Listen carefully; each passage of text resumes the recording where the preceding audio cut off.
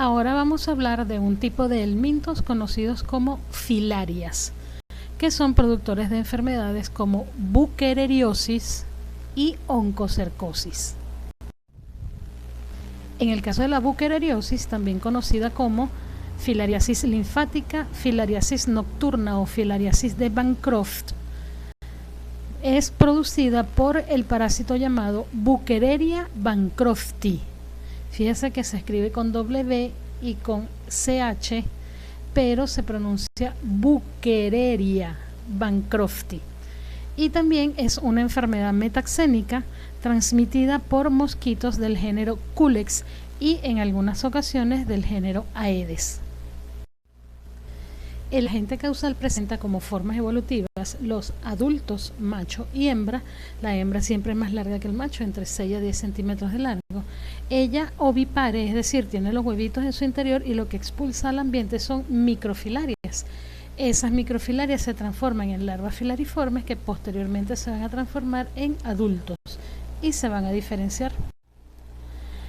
La enfermedad afecta a todos los países a nivel mundial, está distribuida mundialmente, es una enfermedad cosmopolita. Sin embargo, en las zonas tropicales y subtropicales tiene mayor incidencia por la oferta de clima y temperatura que tienen estas zonas para la reproducción y convivencia de los mosquitos vectores. En Venezuela, hace muchos años, hubo un foco muy importante en Puerto Cabello y siempre que se habla de buchereriosis o de filariosis linfática se hace referencia a Puerto Cabello como una zona de importancia en un momento histórico de Venezuela. Sin embargo, no es considerada una zona endémica. Como les dije, es una enfermedad metaxénica transmitida por mosquitos del género Culex y en algunos casos género Aedes. Incluso se han reportado transmisiones por anófeles, sin embargo no está contemplado como un vector transmisor de este parásito. Para hablar del ciclo evolutivo del parásito vamos a comenzar por el hábitat del mismo, que es a nivel del sistema linfático, en donde los adultos copulan y la hembra libera al espacio circundante microfilarias. Esas microfilarias pasan al torrente circulatorio y van circulando por la sangre durante su periodo estando allí, sobre todo en horas nocturnas, cuando nosotros estamos tranquilos, calmados, sin mucho movimiento. Ellas aprovechan y salen a circulación. Estando allí en circulación, los vectores transmisores pican al hospedero enfermo para alimentarse y de allí toman las microfilarias que están en sangre circulante. Dentro del estómago del vector, esas microfilarias se transforman, evolucionan, cambian y toman formas como de salchicha. Se transforman entonces en larvas filariformes. Esas larvas filariformes van a nivel de las glándulas salivales del vector para ir al nuevo huésped hospedero susceptible cuando este vector pica a este hospedero susceptible y le inocula esas larvas filariformes. Estas penetran por sí mismas por el orificio de la picadura del vector e inmediatamente buscan el sistema linfático, en donde también sufren cambios para transformarse en parásitos adultos. Se diferencian en machos y hembras. Los machos fecundan a las hembras liberan microfilarias al torrente sanguíneo y se cierra el ciclo. El parásito produce daños desde el momento de ingresar al organismo del hospedero susceptible. En una etapa inicial produce inflamación del tejido linfático con una dilatación de los vasos, provocando la pérdida de líquidos, la salida, la extravasación de la linfa. Eso posteriormente va a conllevar a un edema. En una etapa intermedia o en una etapa tardía de la enfermedad va a producir inflamación de los ganglios linfáticos e inflamación de los canales linfáticos, de los vasos, produciendo adenopatías y linfangitis. Esa linfangitis puede conllevar a la obstrucción de esos canales linfáticos, produciendo una hipertrofia del endotelio vascular. Finalmente, en una etapa muy crónica y En algunos casos, solo en algunos hospederos, ocurre una fase llamada elefantiasis, que cursa con la formación de granulomas y fibrosis y calcificación de los parásitos muertos a nivel del sistema linfático.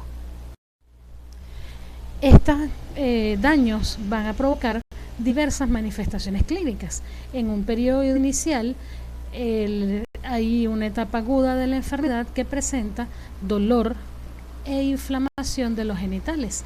Hay edema, recuerden que hay extravasación, hay salida de la linfa de los canales linfáticos y eso se traduce en un edema.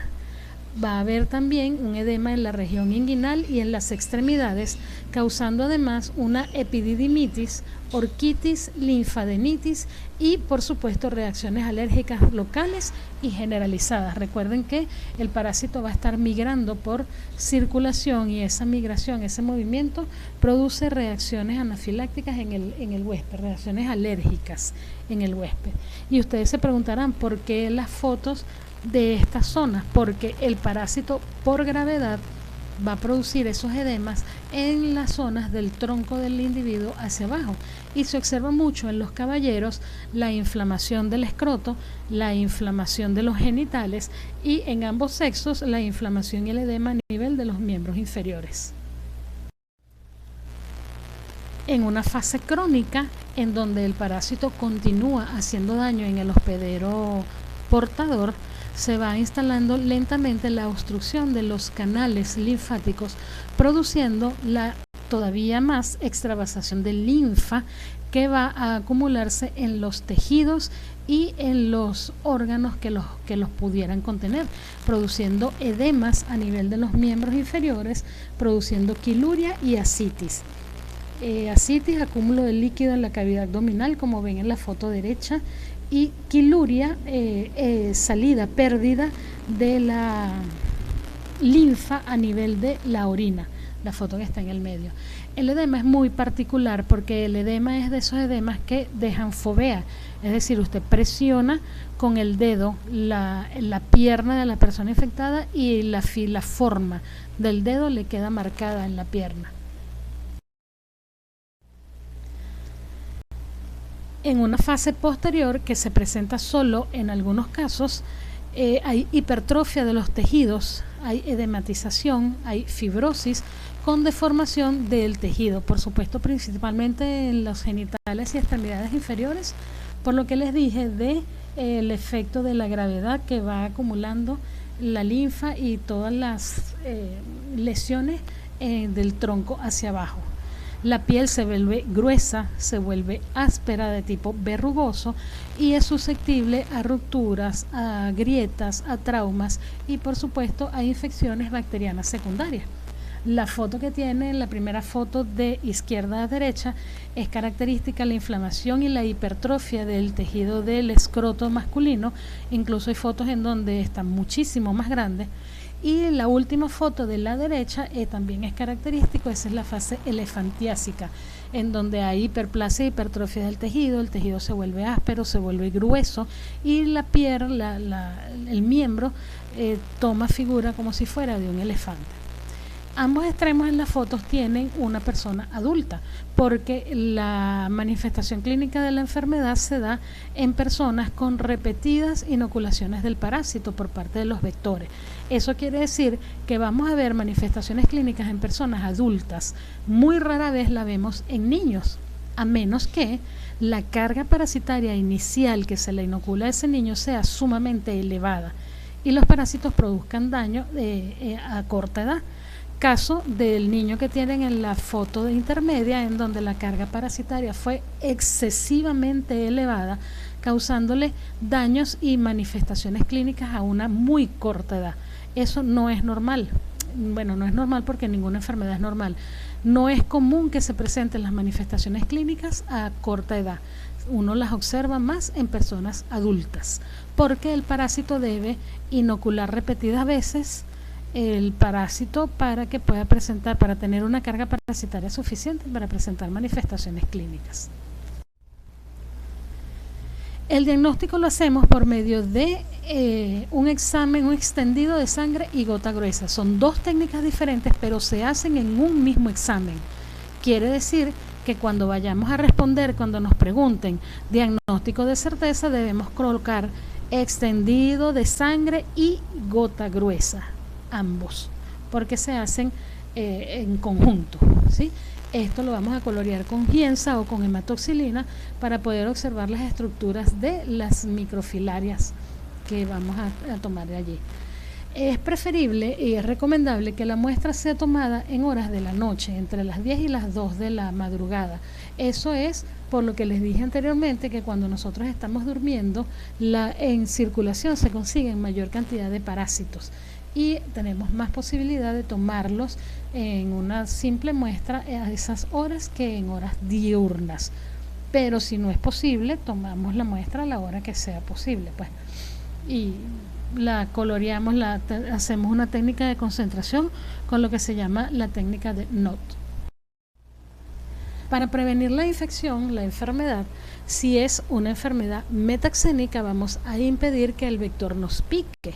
¿Cómo? Fumigando, durmiendo con mosquiteros, durmiendo con ropa que nos cubra la mayor parte del cuerpo, colocándonos repelentes si estamos en áreas externas, colocando mallas metálicas o plásticas en puertas y ventanas, y por supuesto la medida preventiva universal, administrar tratamiento a las personas enfermas.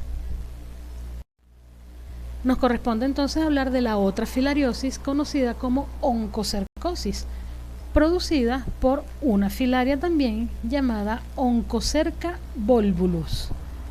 Es una filaria que pica al ser humano y es transmitida también por un artrópodo, por un insecto artrópodo, en este caso del género Simulium. Es un animalito más o menos como una abejita pequeñita, tal cual como ven la foto en la lámina. Es llamado en algunos casos jején o mosca negra. Oncocerca volvulus también es una filaria, también presenta como formas evolutivas adultos, tanto macho como hembra. La hembra también elimina las microfilarias que también se van a transformar en larvas filariformes, es decir, tenemos las mismas formas evolutivas en ambas filarias. En cuanto a la epidemiología, decimos que es una enfermedad que está distribuida a nivel mundial. En Venezuela se conocen 3 zonas o áreas endémicas en donde están involucrados diversos estados. La zona más importante es la zona amazónica, en donde están involucrados 3 sectores del Amazonas importantísimos para la transmisión de este vector. Está asociado a personas que viven o hacen vidas en ríos de corriente rápida, nadadores, clavadistas, personas que lavan la ropa en ríos de corriente rápida. ¿Por qué? Porque en esos ríos de corriente rápida es donde la mosca negra, donde Simulium pone los huevitos para que nazcan. O sea, el ciclo evolutivo de Simulium lo hace a nivel de los ríos de corriente rápida, en el agua, debajo del agua. Entonces, por eso las personas que tienen vida o hacen vida alrededor de esos ríos son más susceptibles a padecer la enfermedad. También, como con buquereriosis, es necesario repetidas inoculaciones por parte del vector para que el parásito pueda producir manifestaciones clínicas. Entonces ustedes ven la foto de la pierna que está allí con múltiples picadas. Es necesario que ocurran múltiples inoculaciones por parte del vector para que los parásitos puedan producir manifestaciones clínicas. Eso nos dice entonces que las manifestaciones clínicas las vamos a conseguir en personas adultas. Como les dije en la lámina anterior, este parásito tiene una amplia distribución en diversas zonas de África y en América se observa en Guatemala y en México. En Venezuela es importante su estudio y tenemos zonas o focos endémicos conocidos. Hay un foco oriental que comienza en el este del estado Sucre y termina en las inmediaciones de Barcelona, estado Anzoátegui, también en la altura de Maturín, estado Monagas. El foco central Contempla los estados Aragua, Miranda, Carabobo y Guárico, y por el este los estados Yaracuy y Cojedes. Y el foco amazónico, que es el foco más importante que tenemos en nuestro país, contempla 3 regiones de la selva amazónica conocidas como Sierra de Párima, Alto Orinoco y Alto Ventuari.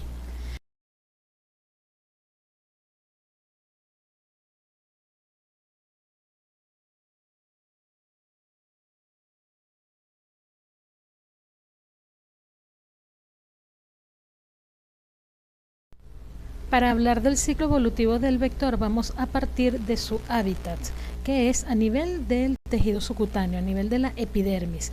Allí en la epidermis los adultos conforman nódulos subdérmicos en donde van a estar copulando, envueltos todos ellos enrollados, tanto machos como hembras. El macho fecunda a la hembra elimina al exterior microfilarias que van a estar ubicadas a nivel del intersticio del tejido subcutáneo, del tejido epidérmico. De allí van a ser tomadas por el vector transmisor, que son artrópodos del género Simulium, cuando éste pica para alimentarse. Dentro del vector transmisor, que son artrópodos del género Simulium, como les dije, la microfilaria se va a transformar en larva filariforme.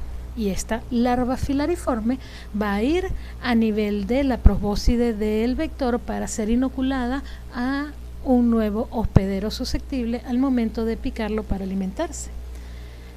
Cuando pica, el Simulium inocula las larvas filariformes a nivel del tejido subcutáneo del huésped susceptible, y allí esas larvas filariformes van a evolucionar, se van a transformar en adultos que se van a diferenciar en machos y hembras. Los adultos macho y hembra van a formar nódulos a nivel del tejido subcutáneo en donde van a copular. La hembra elimina al intersticio las microfilarias que van a ser tomadas por un vector transmisor al momento de picar y cerrar el ciclo. El daño que causan los parásitos en el individuo es la formación de nódulos subcutáneos. Estos nódulos, como les dije, contienen a los parásitos adultos en cualquier parte de la piel. Como vimos en epidemiología, es una enfermedad de distribución mundial. Pero aquí en Venezuela, al igual que filariosis de Bancroft, las lesiones se van a ubicar a nivel del tronco, de los miembros inferiores. Tiene también una predilección por formar nódulos a nivel de la cabeza, porque el parásito también tiene predilección por un órgano blanco que son los ojos. En el caso de la vista, en los ojos produce formación de granulomas que van a provocar la pérdida de la visión del individuo, pero eso lo vamos a ver en manifestaciones clínicas. Los parásitos vivos, la migración de ese parásito produce unas reacciones alérgicas en el individuo, produce hiperpigmentación de la piel, hiperkeratosis y paquidermia. No es lo mismo que elefantiosis, es paquidermia, es diferente la lesión. Hay formación de granulomas alrededor de los parásitos con la intención de confinarlos allí, de tenerlos quietos para que no causen más daño. Y algunas microfilarias pueden ir por circulación e invadir ganglios linfáticos e incluso los ojos. Como les dije, también es un órgano blanco predilecto por este parásito. En África es muy particular la infección de estos parásitos en los ojos de los individuos, causándoles ceguera.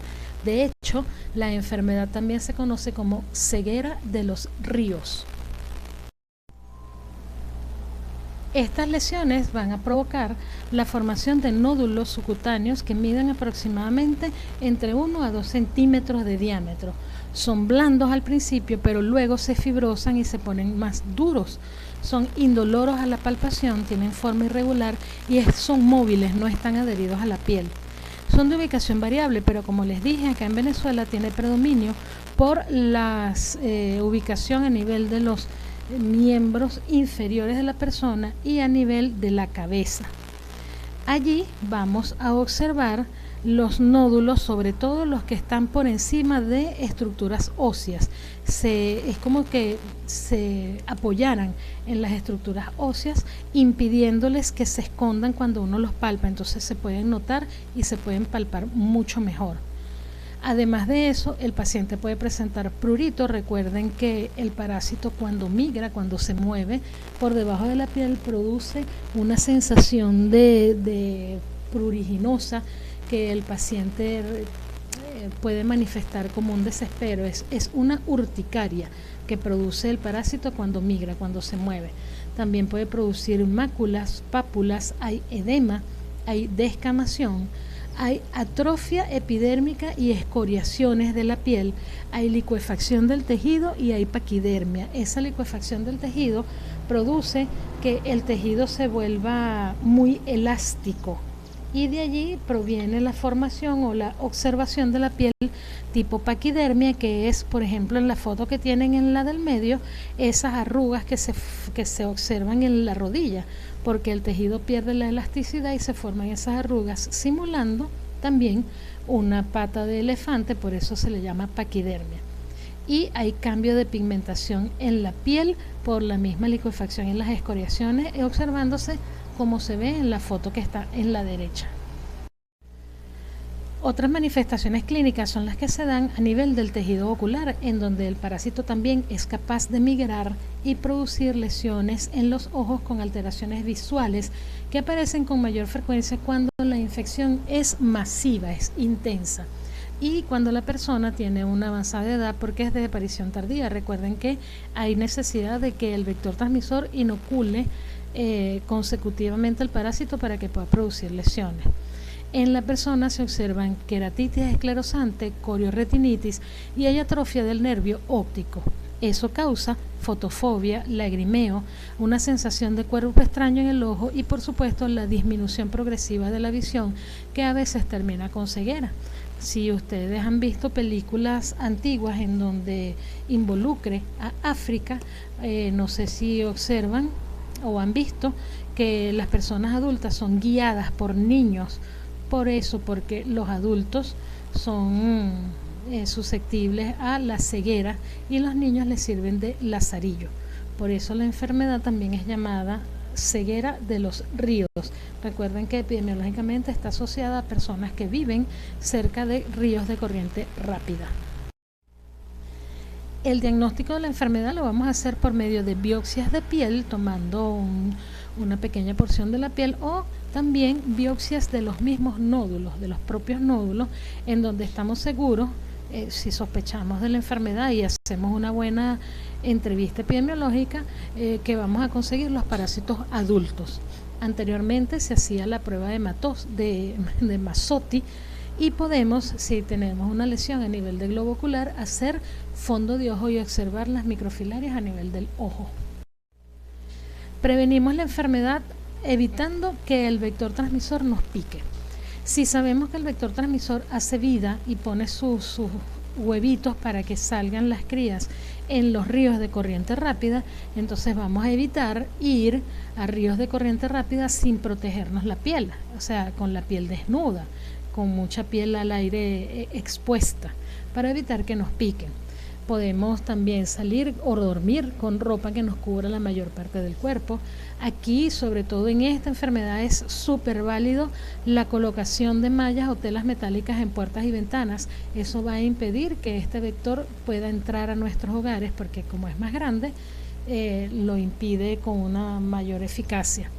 Por supuesto, la aplicación de tratamiento a las personas enfermas es medida preventiva universal. Pudiéramos fumigar. Lo que pasa es que como el vector transmisor es más externo que interno, la fumigación es muy poco efectiva. El libro habla de colocar insecticidas a nivel de los ríos, pero imagínense la cantidad de insecticida que hay que agregar al río, imagínense el costo que eso tiene, imagínense el daño ecológico que eso produciría. Es inefectivo como tal.